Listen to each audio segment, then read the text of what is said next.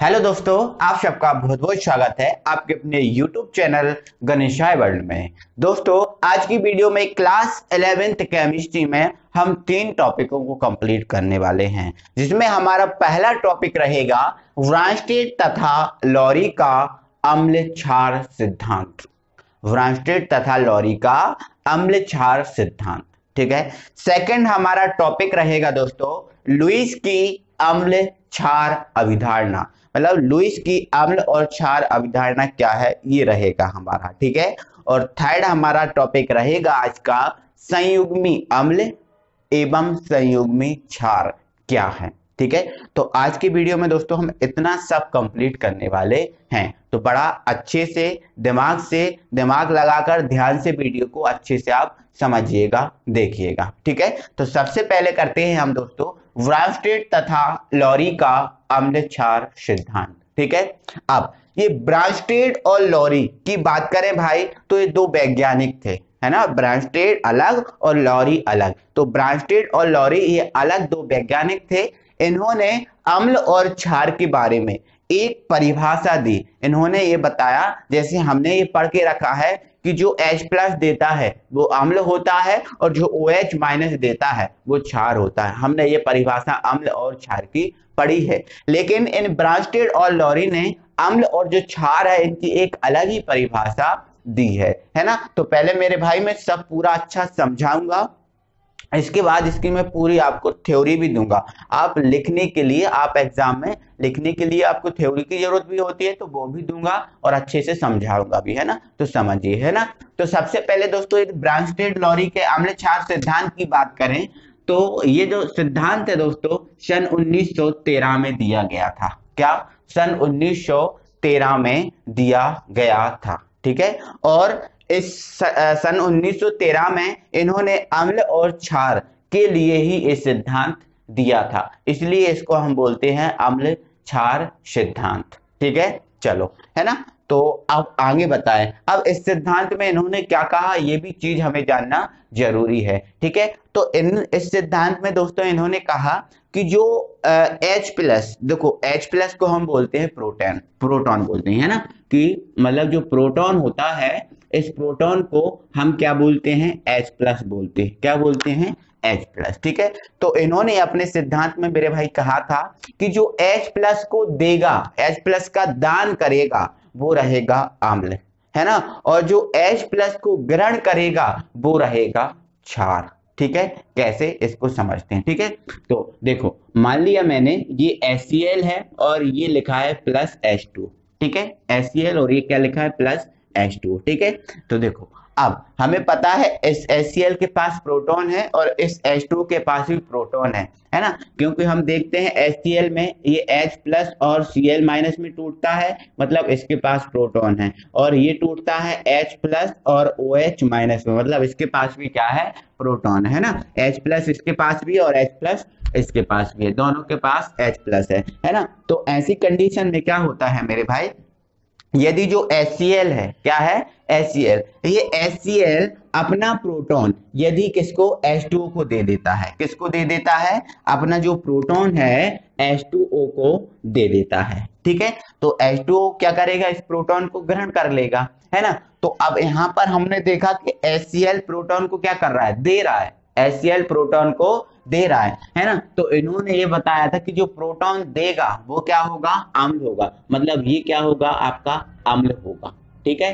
अब जो प्रोटॉन है, इस प्रोटॉन को ग्रहण कौन कर रहा है, H2O, कौन कर रहा है, H2O। अब ये प्रोटॉन H2O ग्रहण कर रहा है, मतलब प्रोटॉन क्या होगा, क्षार होगा, क्या होगा, क्षार होगा। जो H+ देगा अम्ल, जो H+ को ग्रहण करेगा वो क्या होगा, क्षार होगा, ठीक है। अब ये तो आपने कर लिया, ऐसा तो कर लिया, लेकिन बनेगा क्या, उस चीज को भी तो देखो। देखो, जब ये H+ को ग्रहण कर लेगा तो इसके पास कितने H है, पहले से 2 H है, एक और ग्रहण कर लेगा तो ये कितने H हो जाएंगे, 3 H हो जाएंगे, ठीक है। और ये हो जाएगा O, है ना।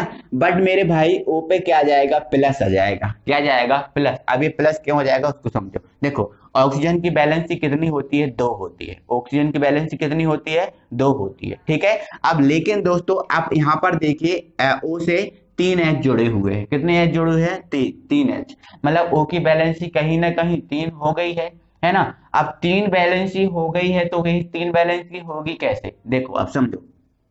जैसे आपको पता है O का परमाणु क्रमांक कितना होता है, 8 होता है, ठीक है 8 होता है। तो पहले में 2 और दूसरे में 6। अब 6 को 8 बनाने के लिए कितना चाहिए, 2 चाहिए, इसलिए इसकी वैलेंसी कितनी होती है, 2। लेकिन हमें अब यहाँ पर 2 नहीं कराना, हमें यहाँ पर कितनी शो कराना है, 3, है ना। तो आप इस पे क्या कीजिए, O पे प्लस लगा लीजिए, ठीक है। जब O पर आप प्लस लगा देंगे, है ना, तो अब O पर प्लस लगा देंगे मतलब इसने एक इलेक्ट्रॉन का क्या कर दिया, दान कर दिया, है ना। अब एक इलेक्ट्रॉन का दान कर दिया, टोटल इसके पास कितने इलेक्ट्रॉन होते हैं, 8 होते हैं। तो अब इसके पास इलेक्ट्रॉन कितने बचे, 7 बचे।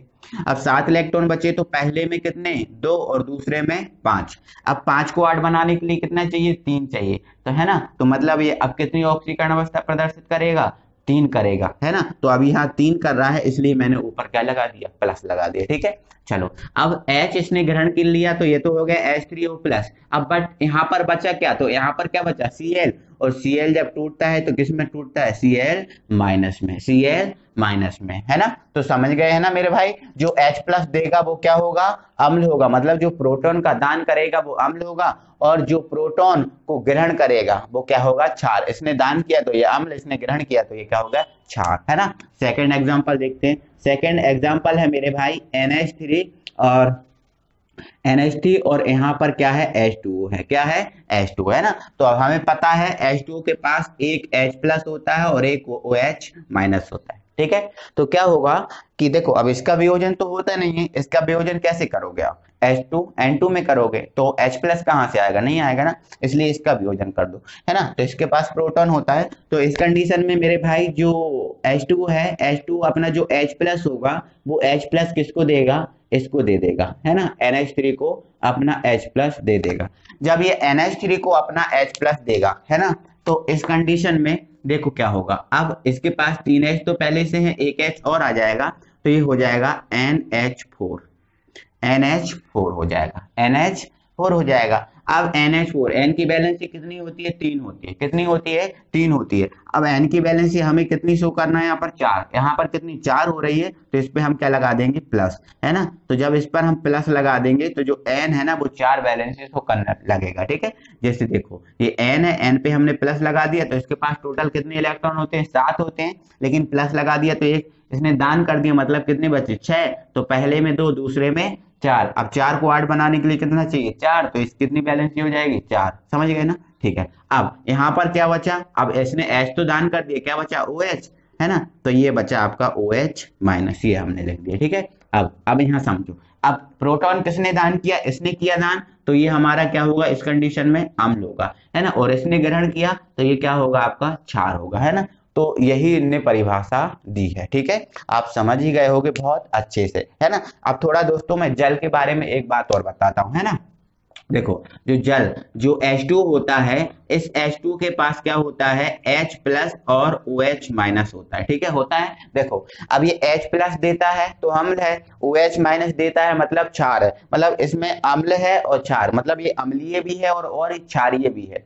तो अम्लीय और क्षारीय दोनों प्रकार का है, इसलिए इस जल को हम क्या बोलते हैं, उभयधर्मी बोलते हैं, क्या बोलते हैं, उभयधर्मी, ठीक है, उभयधर्मी, इतना आप याद रखिएगा, ठीक है। चलो ये हो गया। तो ये हमने पढ़ा दोस्तों ब्रास्टेड और लॉरी का अम्ल क्षार सिद्धांत। ये सिद्धांत 1913 में दिया गया था। इन्होंने अम्ल और क्षार से संबंधित ही एक नियम दिया, है ना, इसे ही बोलते हैं हम अम्ल क्षार का सिद्धांत। और इस नियम में इन्होंने क्या बताया कि जो प्रोटॉन देगा वो अम्ल होगा और जो प्रोटॉन ग्रहण करेगा वो क्षार होगा, है ना। तो दोस्तों ये एग्जाम्पल है। इसके बाद दोस्तों इस पूरे सिद्धांत की जो थ्योरी है वो स्क्रीन पर आ रही है, तो आप उसका स्क्रीनशॉट लेकर अपनी कॉपी में लिख लेना, और उस थ्योरी के बाद आपको ये एग्जाम्पल, उसके थ्योरी के बाद ही आपको ये एग्जाम्पल लिखने हैं। तो अब हम पढ़ते हैं संयुग्मी अम्ल एवं संयुग्मी क्षार। इसको पढ़ने के बाद हम पढ़ेंगे लुईस वाला टॉपिक, है ना। तो देखो संयुग्मी अम्ल और संयुग्मी क्षार की बात करें तो सबसे पहले हम आपको बताते हैं संयुग्मी अम्ल क्या होता है, ठीक है। संयुग्मी अम्ल, ठीक है।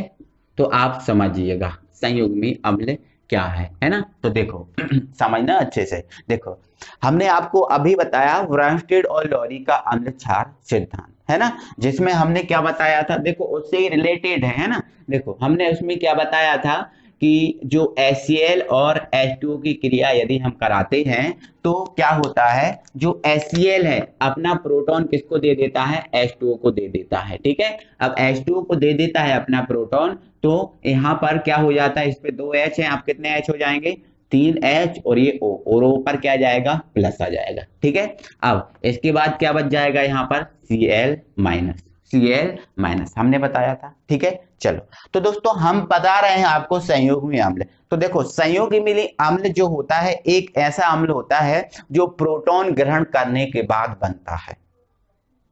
क्या बोला मैंने, संयुग्मी अम्ल एक ऐसा अम्ल होता है जो प्रोटॉन ग्रहण करने के बाद बनता है। ठीक है, अब देखो यहां पर इस प्रोटॉन किसने ग्रहण किया, अब प्रोटॉन किसने ग्रहण किया, H2O ने ग्रहण किया। अब प्रोटॉन ग्रहण कर लिया तो ये कैसा बन गया, देखो प्रोटॉन ग्रहण कर लिया तो ये ऐसा बन गया ना, देखो H2O था, अब इसने प्रोटॉन ग्रहण कर लिया तो कैसा बन गया, H3O प्लस बन गया ना।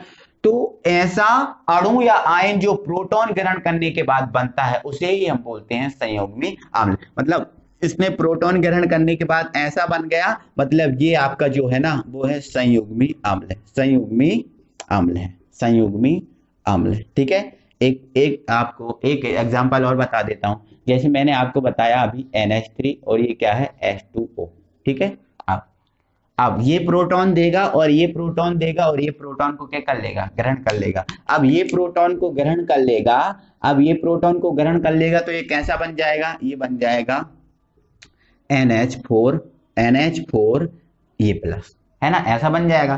तो देखो प्रोटॉन ग्रहण इसने किया और प्रोटॉन ग्रहण करने के बाद ऐसा बन गया, मतलब ये जो आपका है वो क्या है, संयुग्मी अम्ल है ना, संयुग्मी अम्ल। ठीक है, तो ध्यान रखना प्रोटॉन ग्रहण करने के बाद जो अणु या आयन बनता है उसे ही हम बोलते हैं संयुग्मी अम्ल।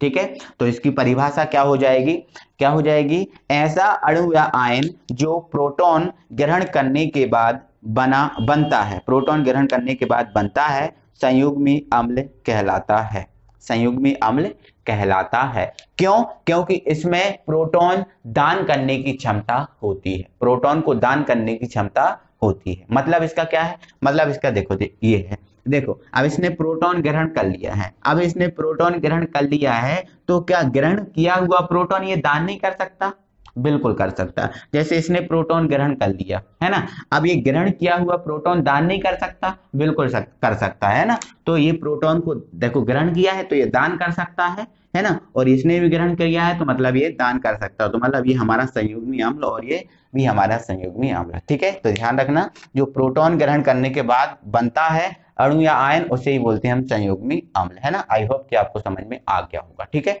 अब हम पढ़ते हैं संयुग्मी क्षार, है ना, तो इसमें ही हम बता देते हैं आपको संयुग्मी क्षार, संयुग्मी क्षार। ठीक है, बिल्कुल मिलती जुलती परिभाषा ही है ना। तो क्या हो जाएगा, देखो संयुग्मी क्षार क्या होता है, ऐसा अणु या आयन, ऐसा अणु या आयन जो प्रोटॉन दान करने के बाद बनता है। मैंने क्या बोला, अभी ग्रहण की बात कर रहा हूं तो अब दान की बात कर रहा हूं। ऐसा अणु या आयन जो प्रोटॉन दान करने के बाद बनता है, ऐसे अणु या आयन को हम क्या बोलेंगे, संयुग्मी क्षार। ठीक है, अब ये संयुग्मी अम्ल तो हमने पढ़ लिया था। ठीक है, तो देखो इसमें से प्रोटॉन किसने दान किया, इसने दान किया। अब प्रोटॉन दान करने के बाद ये कैसा बन गया, Cl, अकेला Cl बन गया, अकेला Cl बचा, और Cl किस रूप में बन गया, Cl माइनस के रूप में बन गया। बोलो बन गया ना।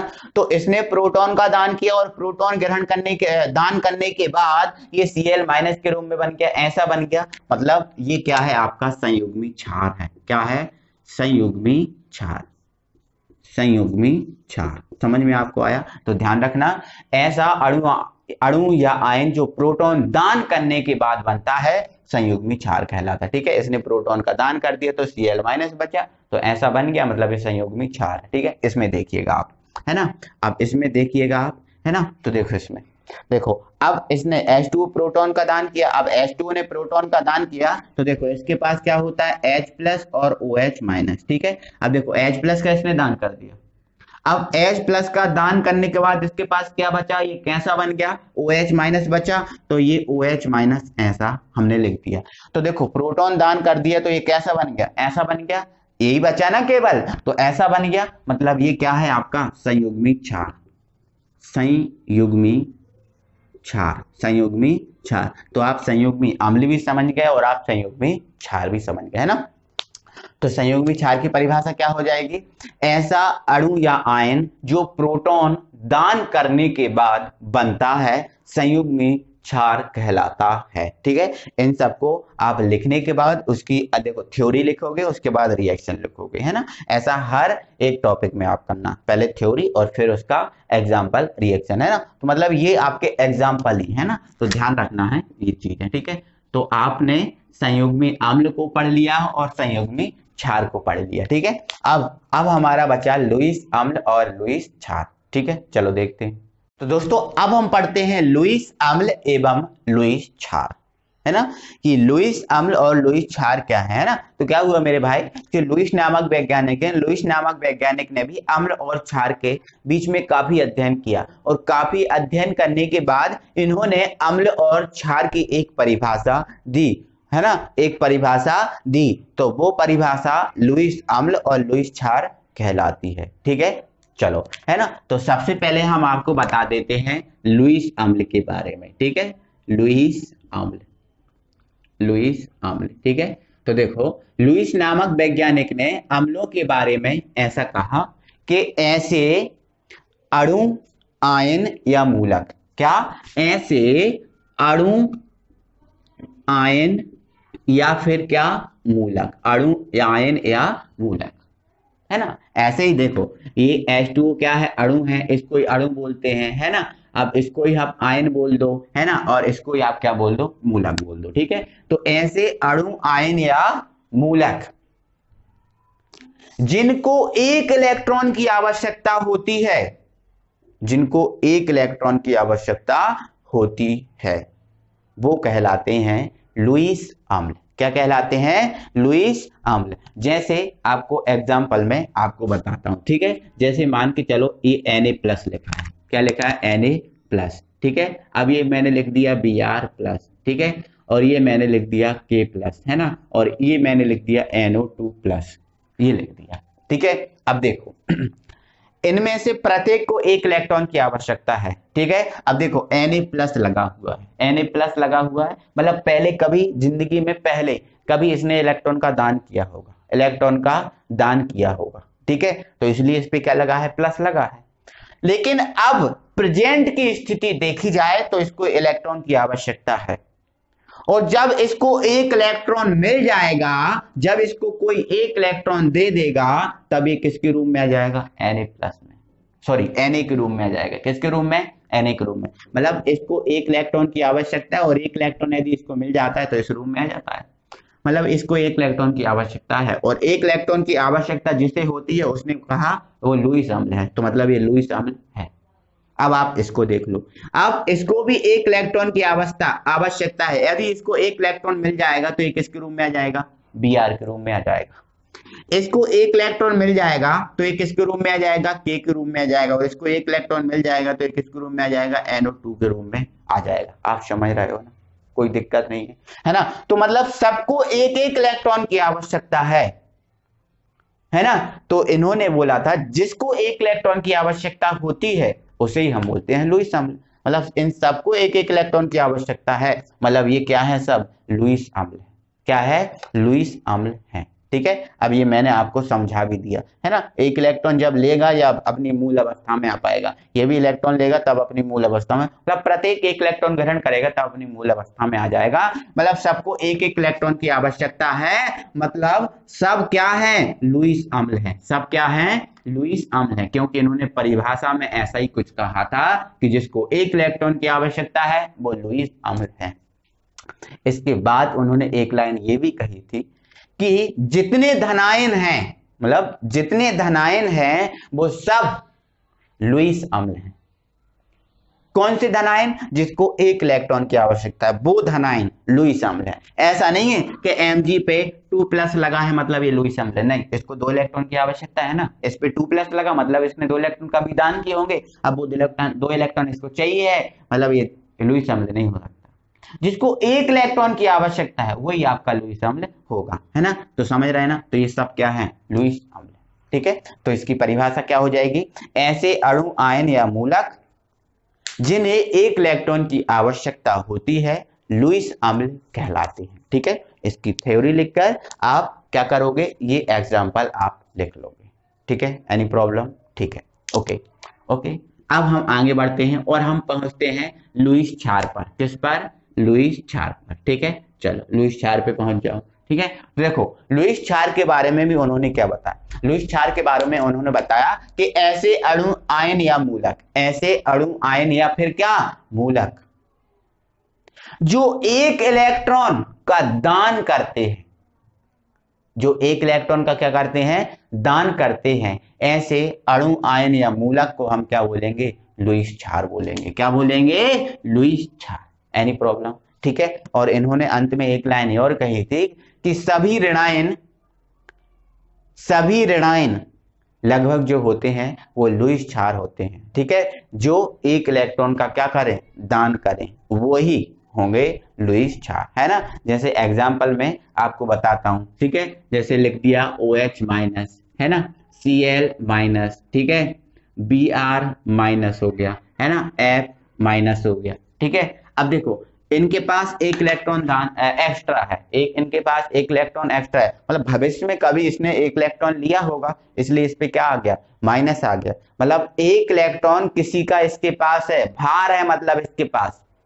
जब ये 1 इलेक्ट्रॉन दान करेगा तब ये किस रूप में आ पाएगा? OH के रूप में आएगा। ये 1 इलेक्ट्रॉन दान करेगा तब ये Cl के रूप में आएगा, ये Br के रूप में आएगा, और ये किसके रूप में आएगा? F के रूप में आएगा। कब? जब 1 इलेक्ट्रॉन का दान करेंगे तब आएंगे ना। मतलब ये जो है ना 1 इलेक्ट्रॉन का क्या करेंगे? दान करेंगे ना, 1 इलेक्ट्रॉन का दान करेंगे। जो 1 इलेक्ट्रॉन का दान करता है वो होता है लुईस क्षार। मतलब ये सब 1 इलेक्ट्रॉन का दान करेंगे, मतलब ये क्या है? लुईस क्षार। तो आपको एग्जाम्पल में ये लिख लेना है, ये तो मैंने केवल आपको समझाया है। ठीक है, आई होप कि आपको ये समझ में आ गया होगा। ठीक है, तो इसकी परिभाषा क्या हो जाएगी?